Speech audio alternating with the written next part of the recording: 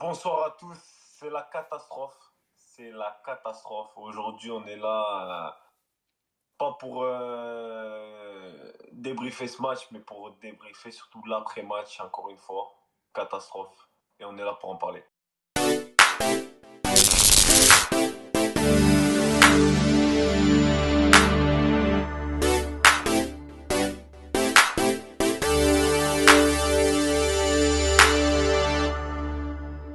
La team, on se retrouve. Enfin, moi personnellement, je suis un peu déçu parce qu'aujourd'hui, on va pas s'arrêter à l'analyse du match. On va en parler, mais après, plus loin dans la vidéo, on discutera aussi de ce qui s'est passé après le match. C'est pas la première fois que ça arrive. C'est déjà arrivé cette année contre Marseille encore une fois, contre Benassi encore une fois. D'abord, on va parler du match. On va essayer de discuter sur ce qui s'est passé. Qu'est-ce que vous avez pensé du match dans l'ensemble? Si je peux commencer, bah écoute, Si tu peux. une première mi-temps intéressante de la part de l'OM. T'as des occasions, des grosses occasions, tu les mets pas au fond. Donc ça c'est dommage, mais t'es confiant quand même, tu vois. Tu sens que le certain traumatisme de l'OM à domicile, t'as en tout cas l'impression que c'est derrière toi. Donc tu te Ouais. dis, voilà, il y a du jeu, il y a... Ils étaient sur leur lancée. Pour moi, ils étaient sur leur lancée, ça se crée des occasions, ça joue bien. Il y a du mouvement, il y a la patte des herbies, il y avait les ingrédients. Il y avait les ingrédients. Après, voilà, tu rentres en deuxième mi-temps, tu te prends un but. Tu te prends un but, donc tu prends un peu un coup de casque, un coup derrière la tête. Mais voilà, tu fais le dos rond, tu arrives à marquer. Bon, il y a bien main, donc ça, il n'y a pas de discussion. Tu te fais voler un penalty, parce qu'il y a clairement penalty. Je pense que sur ça aussi, il n'y a pas de discussion. Mais tu arrives quand même à revenir, à la dernière seconde de jeu. C'était juste magnifique, j'étais fou. J'étais fou de voir ça, c'était incroyable. Ah, Mais voilà, ça a été. les tirs au but, c'est de la loterie et aujourd'hui, c'était pas pour nous. Sofiane, Donc, ouais, non, sur le match, globalement, la chose que JM a dit, elle est réelle, hein. Une bonne première mi-temps. Si, comme je le dis, je le maintiens, normalement, à la mi-temps, tu dois rentrer au moins 2-0. Si tu mets pas tes occasions que tu n'es pas capable de concrétiser, tu t'exposes à ce que les autres, sur leur occasion, y marquent. Au retour des vestiaires, certes, on a pris ce but à la 68e, mais on avait déjà pris un but qui avait été refusé d'entrée à la reprise. La reprise, elle n'a pas été bonne par les joueurs. Je pense qu'on n'est pas revenu des vestiaires avec les bonnes intentions. ouais. On s'est fait un peu bousculer. Après, dans l'ensemble, Lille n'a pas été forcément l'équipe la plus dangereuse sur le terrain. Ils ont ouvert le score sur le temps fort, on va dire, entre guillemets. Égalisation d'Enrique à la dernière seconde. On va dire. Bien sûr que ça fait exploser tout le monde. Et puis ça nous permet d'y croire. Parce qu'on va tout droit au penalty. Et puis c'est la loterie, les pénaux, de toute façon. Donc ça, il n'y a rien, y a rien à en tirer. Il n'y a pas de leçon à tirer sur une série de penalty. J'ai même pas envie de débattre sur le gardien ou sur les tireurs, tu vois. On va en parler. Ah, le gardien de l'OM, tu veux dire? Non, oui, ouais, ils ont fait leur boulot, c'est une série au penalty, ça arrive, tu vois, on va pas blâmer ceux qui l'ont raté ou quoi que ce soit, Non, ça, non. ça arrive à tout le monde, donc voilà, c'est une loterie, c'est un match qui est frustrant parce qu'on doit le gagner haut la main, mais après, sur la fin, c'est comme ça, hein. C'est une série au penalty, c'est comme ça. Moi, je vais pas me. Enfin, je pense que visiblement, on a tous le même point de vue. Je vais pas répéter ce qui a été dit. Pour moi, c'est un bon match de l'OM. Malheureusement, comme tu dis, ben, en première mi-temps, il y a un raté d'Enrique, un raté de Greenwood, et il y a Mopé qui marque, du coup, qui marque de la main. Moi, j'ai pas revu les images, je vous avoue. Mais bon, si Jean-Marc dit que il y avait main. Même nous, du stade, Si, on a si, vu le doute directement au but. on l'a vu, Euh, ouais. Maintenant, la deuxième mi-temps, elle s'explique ben, Benassia l'a un peu expliqué, que dans les vestiaires, les joueurs sentaient comme une injustice dû à ce but qui a été refusé. Donc je pense que mentalement, ils sont pas totalement ressortis du vestiaire. Donc ouais, après, bon, ben voilà. Après, dans l'ensemble, pour moi, c'est un bon match qu'a fait Marseille. Euh, le résultat, ben, c'est cruel, c'est le sport, c'est le foot, c'est comme ça. Voilà. Comme je vous ai dit, moi, ce qui m'intéresse surtout, c'est tout ce qu'il y a autour de ce match. Jean-Marc en a parlé, le penalty non sifflé. Donc, qu'est-ce que vous en pensez? Bon, je me prononcerai pareil, comme d'habitude, à la fin. Celui qui veut commencer, qui se fasse plaisir, uniquement sur le penalty. On va vraiment faire des phase par phase, hein. Alors, moi, je vais commencer, étant donné que je n'étais pas au stade. Donc, j'ai vu les ralentis, j'ai vu les images, etc. Il y a clairement penalty. Le seul truc que j'ai pas pu encore analyser, c'est est-ce que Clément Turpin avait les yeux sur l'action, ce qui devrait être logique étant donné que l'action se déroulait dans la surface de réparation. Donc, c'était une erreur. C'est une erreur. Parce que pour moi, de toute façon, en plus, les deux joueurs se jettent par terre. Donc, c'est Ouais. qu'il y a forcément un problème.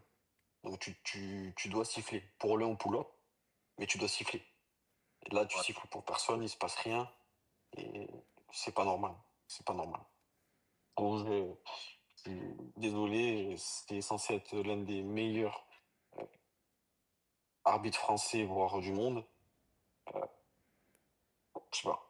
Alors, est-ce que le Bizarre. fait qu'il n'y ait pas la VAR, est-ce que le fait qu'il n'y ait pas la VAR, euh, ça les perturbe? Parce que Non, certainement que Ah ouais. avec la VAR, il aurait changé de décision. De toute façon, il n'aurait pas eu le choix. Mais non, voilà. même pas. Pas pour moi, en tout cas. Tu sais, ils disent souvent, à chaque fois qu'il y a eu des problèmes avec Clément Turpin, euh, ou le Texier d'ailleurs, souvent ils disent que la VAR a carrément un peu peur de les déjuger. En gros, comme c'est les meilleurs arbitres français, qu'ils ont fait des finales de Ligue enfin, pour Turpin qui a fait la finale de Ligue des Champions à Paris, tout ça. Quand je dis à Paris, c'est Real Liverpool. Hum. Eh ben, en fait, ils sont un peu trop respectés déjà par les arbitres français, donc je sais pas si la VAR saurait changer quelque chose, hein. Je te mens pas. À part, j'ai pas vu les images, hein. À part si Pour c'est moi, vraiment flagrant, flagrant. Mais pour moi, flagrant plus, hein. ouais, pour moi, en tout cas, c'est flagrant plus qu'il y a D'accord. vraiment un contact du pied du défenseur lillois sur Jonathan Roux. Donc, si il avait été appelé à la VAR et qu'on lui avait montré les images, pour moi, c'est pas possible qu'il revienne pas sur sa décision. D'accord, ok. Ok. Bon, je veux bien l'entendre. Pour toi, ce penalty non sifflé, là. Bon, ben, il y a penalty. Déjà, ça, je peux te l'assurer, c'est une chose est sûre. J'ai regardé aussi après le match avec Benassia qui parlait sur le plateau de Bein, où tous ceux qui ont regardé le match aussi sur Bein, les consultants ont confirmé devant Benassia que oui, il y aurait dû avoir penalty. Donc je pense que ça, c'est un avis général, il n'y a pas de litige dessus. Après, est-ce que la VAR aurait changé quelque chose? Je suis même pas sûr. Ce serait pas la première fois qu'ils reviennent pas, qu'ils reviennent pas sur une action. En plus avec Turpin, on sait qu'il y en a eu énormément de litiges.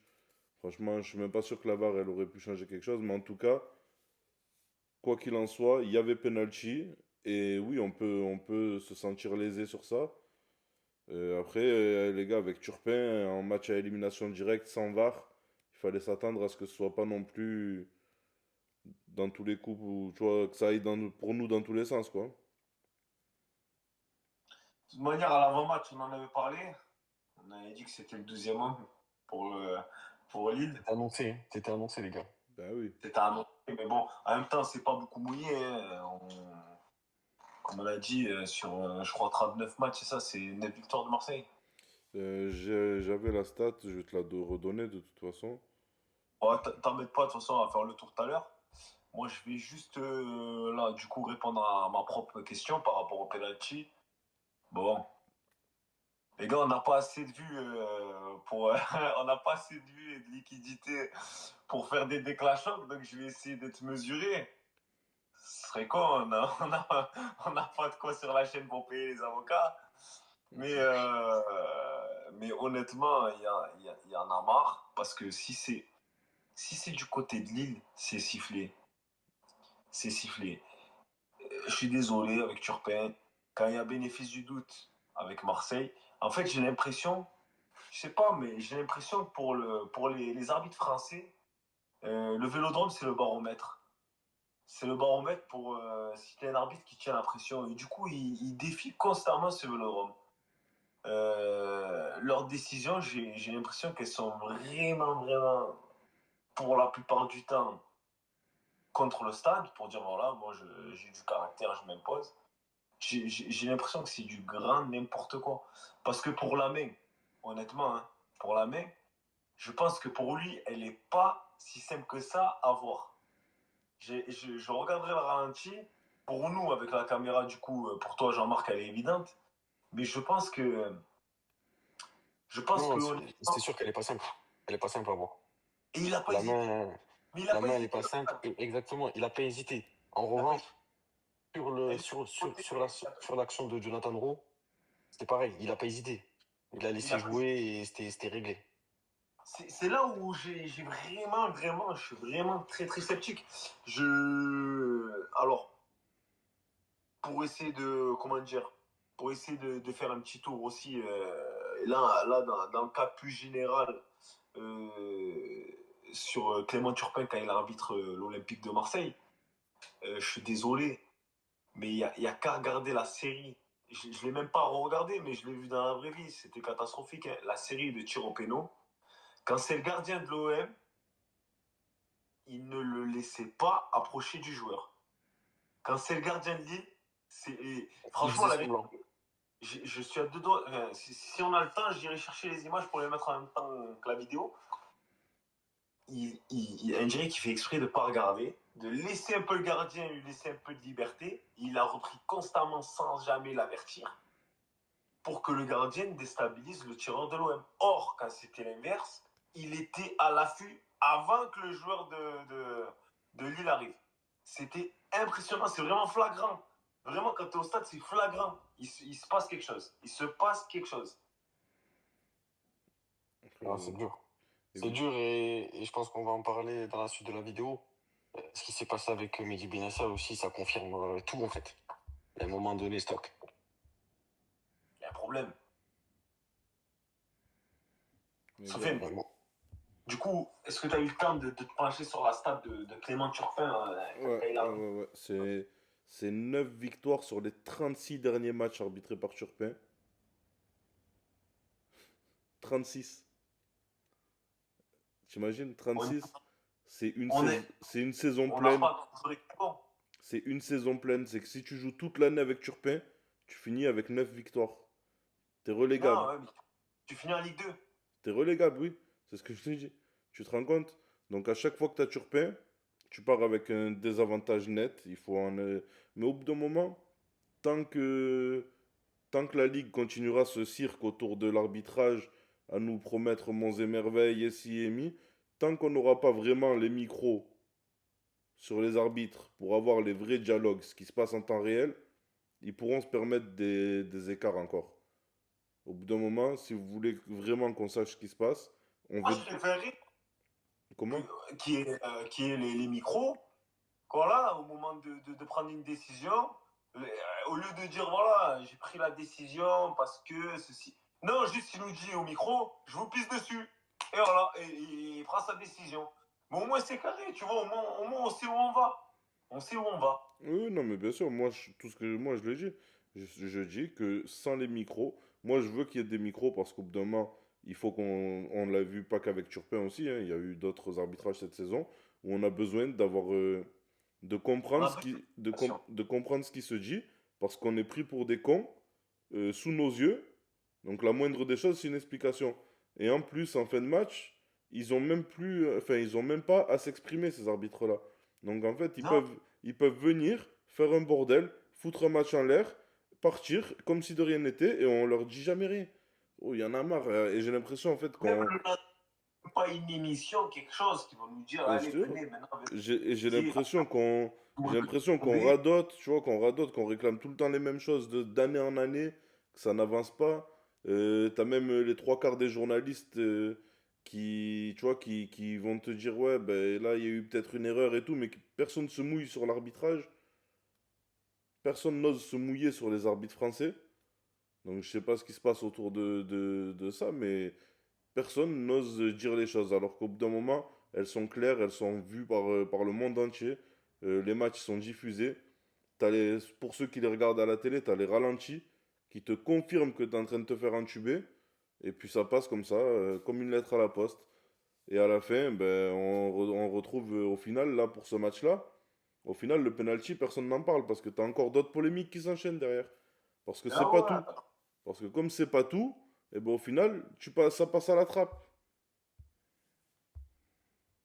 Tu sais, et les polémiques, elles s'enchaînent, elles s'éteignent, hein. Parce que hier, j'ai regardé une émission de foot, je sais pas, on va pas citer de nom, je sais pas si on a le droit ou pas le droit. Les mecs, ils disaient, par rapport à Benassia, qu'est-ce qu'il fait au bord du terrain? Mais Olivier l'étang alors. Olivier l'étang. Pourquoi on n'en parle pas aussi? Qu'est-ce qu'il faut au bord du terrain? Parce que lui, il a le droit. Ouais, ouais, lui, il a le droit. Lui, il a le droit. Parce que quand Benassia avait parlé de l'arbitre contre Lyon, il avait pris 6 matchs, il me semble. Euh, quand, quand Olivier Létang avait parlé de l'arbitrage après un match de Lille, c'était contre Paris d'ailleurs, où il se disait lésé sur une égalisation ou un truc comme ça, il a parlé, personne ne lui a rien dit. Lui, il est en bas. Franchement, je suis content que l'OM ait diffusé la vidéo, les images, où on voit que Olivier Létang va voir l'arbitre, il l'attrape par le bras, il le secoue, tu vois, il le fait C'est- trembler, il le fait trembler, il n'y a rien. On voit Benassia qui lui parle sans le toucher, il l'a même pas touché Benassia. Et on voit que Benassia prend un rouge et quand il va demander une explication, le quatrième arbitre il dit à Benassia ouais, ouais, vous m'avez menacé, vous m'avez menacé. Et Olivier Létang il vient de faire quoi 2 minutes avant, tu vois? Tu vois? Et au final on peut pas en fait, j'aimerais nier l'évidence, mais on peut pas. Tu vois ce que... Mais tu sais que j'ai l'impression que c'est un complot contre lui, contre Benassia. Parce qu'en fait, ils se servent de la première sanction pour dire, ah mais ça y est, en gros, ouais, Ouais. faut qu'il arrête, il est en train de salir son image, là, il en a. Non, il n'est pas en train de salir son image. On est en train de lui salir son image. Il y a des Oui, éléments clairement. extérieurs qui salissent son image. Il y en a un carrément sur la même émission, euh, genre, qui se regarde le soir, pour pas la citer encore une Mhm. fois, qui disait est-ce que, en parlant de Benassia, hein, est-ce qu'on a déjà vu Florentino Pérez aller au bord du terrain? Déjà, tu nous prends Florentino Pérez. Est-ce que tu en as vu déjà deux de Florentino Pérez? Est-ce que même dans les grands clubs européens, tu as retrouvé un Florentino Pérez? Florentino Pérez, il n'y en a qu'un, c'est le meilleur, il est trop fort. Est-ce que quand c'était Jean-Michel Aulas dans les couloirs des vestiaires, qui allait au truc des arbitres, est-ce que ça vous dérangeait? Personne, Est-ce que ça vous dérangeait? personne, Pourquoi? personne n'a parlé. Pourquoi Mehdi Benassia dérange? Personne n'a Pourquoi? parlé pour Olas. Moi, je trouve, tu vois, j'ai pas regardé l'émission que tu as regardée le soir, parce que j'ai pas regardé.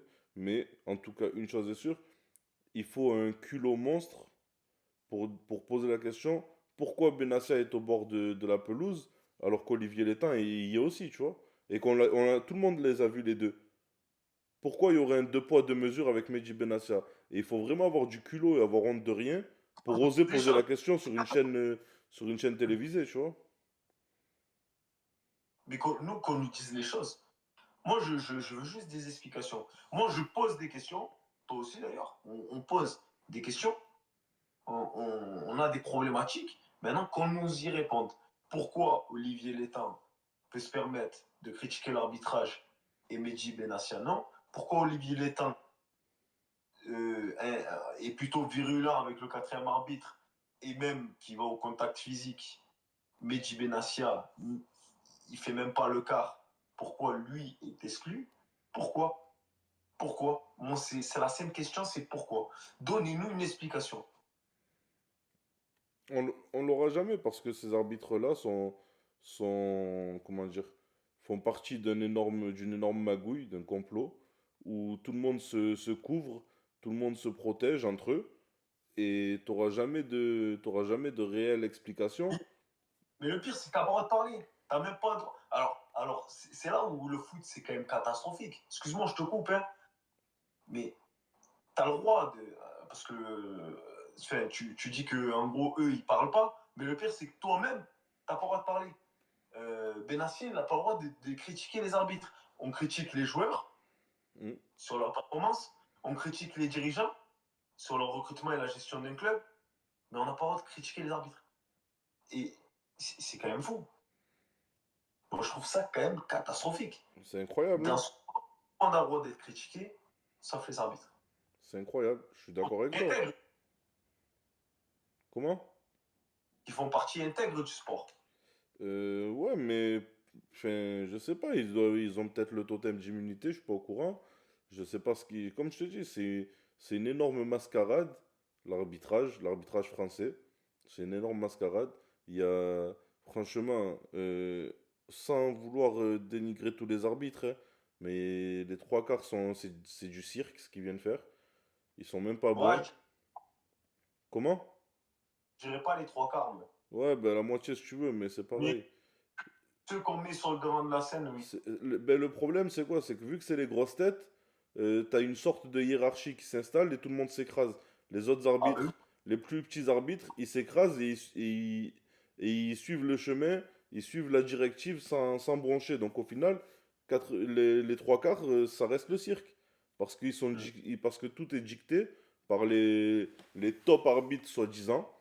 Donc ceux qui sont en tête d'affiche, qui font des performances ignobles tous les week-ends, qui sont coupables d'énormément d'erreurs, qui ne prennent même pas la peine de s'expliquer. Franchement, il y avait, comment il s'appelait, Willy Delajotte la dernière fois, hein. Tu l'as entendu parler depuis? Rien. Le seul truc qui sort 2 jours après, ouais, il va porter plainte pour les menaces sur Internet, et puis voilà, c'est fini. Les mecs, ils parlent même pas, ils en ont plus rien à foutre. Je veux pas qu'il y ait un problème. On connaît leur nom et leur prénom. Benoît Bastien. Comment Willy il s'appelle? Delajotte, Le François Texier, Turpin. Clément Turpin. Benoît, j'ai déjà dit Benoît Bastien. Oh, tu les connais tous. Luigi Buquet. Non mais, Gaël Angoula. Non, mais c'est trop. C'est qui nous marque, qui nous crée des ennuis. Tu vois ce que je veux dire? non, mais bien sûr, mais au bout d'un Et moment, quand on de toute ne connaît façon, pas leur nom. non, mais de toute façon, tu vois, comme je l'avais déjà dit, hein, c'est bien beau de parler de la Ligue 1 qui attire plus les spectateurs, que les mecs qui sont plus prêts à payer pour de la Ligue 1, mais au bout d'un moment, les spectacles de merde, je suis désolé, les spectacles de merde, tu payes pas pour. Ah ouais. Donc, et malheureusement, les arbitres font partie du spectacle. Donc, je suis désolé, mais tu peux avoir deux bonnes équipes. Quand t'as un arbitre de merde, le match il est gâché. Tout à fait. Après, nous, on est d'accord. Il n'y a pas que ces axes à améliorer. Mais ça en fait partie. C'est quand même Et une il faut grosse pas. tâche, hein. C'est quand même une grosse tâche. Au bout d'un moment, il n'y a pas que ces axes à améliorer. Je suis désolé, la Ligue 1, le niveau il devient intéressant. De pas mal d'équipes, il y a pas mal d'équipes qui deviennent intéressantes. Ah oui. Sportivement, c'est intéressant. La grosse tâche, la grosse ombre au tableau, c'est l'arbitrage. Je suis désolé. Et dans les 80% des gros matchs ou des matchs super attendus, t'as un litige, t'as quelque chose qui va pas. Et on nous a vendu cette VAR, soi-disant qu'elle allait régler tous les problèmes de la planète. Et on dirait qu'elle permet encore plus d'écart. Ah, mais il faut qu'on fasse un sujet sur cette war. Il faut qu'on fasse un sujet. On avait dit dans la dernière vidéo, on avait dit qu'on allait faire une vidéo, ça va pas. Je crois elle va arriver plus tôt que prévu. Pour faire un sujet. J'ai pas envie qu'on s'éternise. Je pense qu'on a tout dit. Je pense qu'on a dit le fond de notre pensée. De toute façon, l'avenir nous donnera encore sûrement raison. De toute façon, j'ai vu que Longoria allait monter un peu au créneau, que l'OM, qui a diffusé les images d'ailleurs, allait demander des explications. Parce qu'ils ont fait, je sais pas si tu as vu la vidéo, ils ont mis le parallèle des deux avec, on voit bien Olivier Létang qui brutalise un peu l'arbitre et qui ne prend rien, et Benassia qui prend son rouge pour rien. Donc il y a les images qui sont sorties. Ils vont demander des explications, donc Ah, j'espère écoutez, que la Ligue ne va pas se cacher. J'espère qu'ils vont arrêter de faire l'autruche et qu'on aura des réponses claires au bout d'un moment. Là, en tout cas, maintenant, il va falloir aller les chercher parce que là, c'est l'écart de trop, on va dire, et on peut pas l'accepter. Ça, je suis désolé, on peut pas accepter ça. on verra bien. On verra bien, mais écoutez, la team, c'était notre coup de gueule. Voilà, c'est triste, c'est malheureux.